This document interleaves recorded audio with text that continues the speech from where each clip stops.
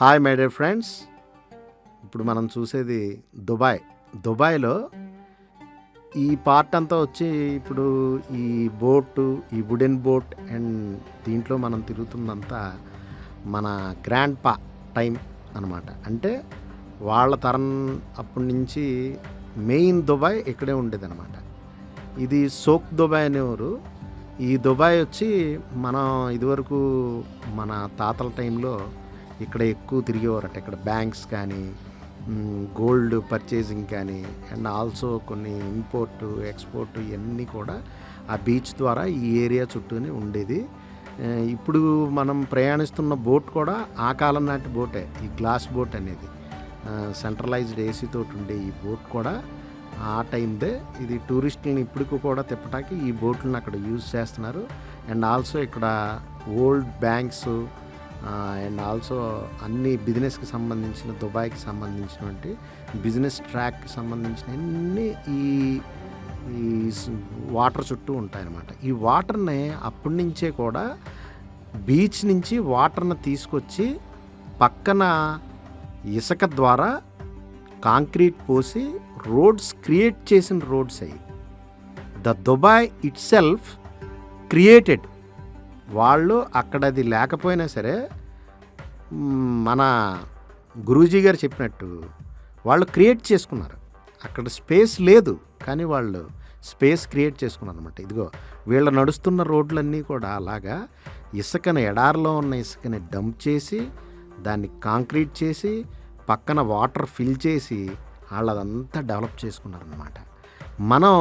మనకి వాటర్ ఉన్నాయి, అన్నీ ఉన్నాయి, మనకి వర్షాలు కురుస్తాయి, మనకి పచ్చదనం ఉంది, ప్రకృతి ఉంది, వనరులు ఉన్నా సరే మనం ఇంకా వాటిని డెవలప్ చేసుకుంటూ ఉన్నాం. వాటిని సరిగ్గా వాడుకోలేకపోతున్నాం. వాటిని ఇంకా మన దాకా ఇప్పుడు వాటర్ తరిగిపోతుంది.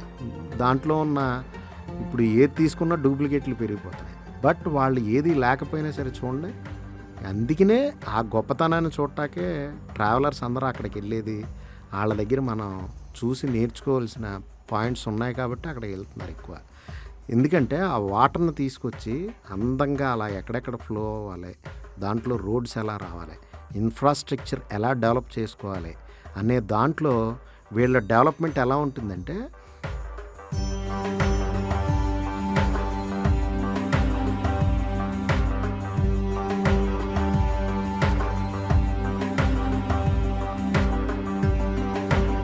ఇక్కడ దాకా ఒక పార్టు, ఇక్కడ దాకా ఒక దుబాయ్ 2, దుబాయ్ 3, దుబాయ్ 4 ఇలా ఏంటంటే అలా దాన్ని డెవలప్ చేసుకుంటూ రోడ్స్ వేసుకుంటూ కాంక్రీట్ జంగిల్ని క్రియేట్ చేసుకుంటూ ఆ ప్రకృతి ఎక్కడా తగ్గకుండా అక్కడ వాటర్ తాగటానికి ఎక్కువ.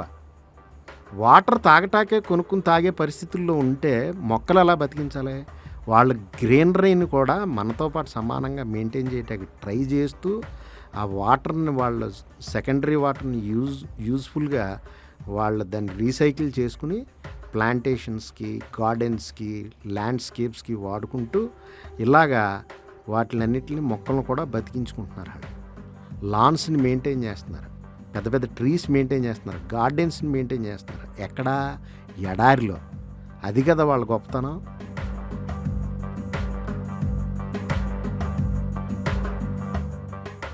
వాళ్ళు ఇంకా ఆ డెవలప్మెంట్ చూడండి. ఇప్పుడు అన్ని కంట్రీస్లో ఉన్న ఎంటర్టైన్మెంట్స్ అన్నీ వీళ్ళకి ఉండాలి.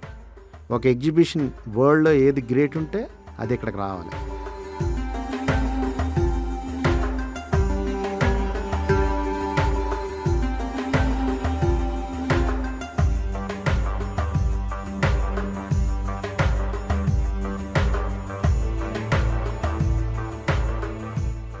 సింగపూర్లో ఒక గ్రేట్ జెయింట్ వీల్ ఉంటే అది ఇక్కడికి రావాలి.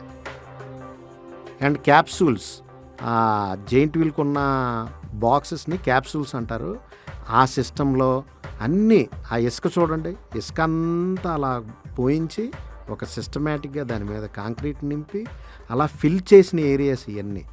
వాటిల్లో అలా ఓల్డ్ దుబాయ్ దగ్గర నుంచి అలా అలా అలా అలా అలా స్టెప్ బై స్టెప్ వాళ్ళు డెవలప్ అయింది ఇప్పుడు మనం చూసేదంతా.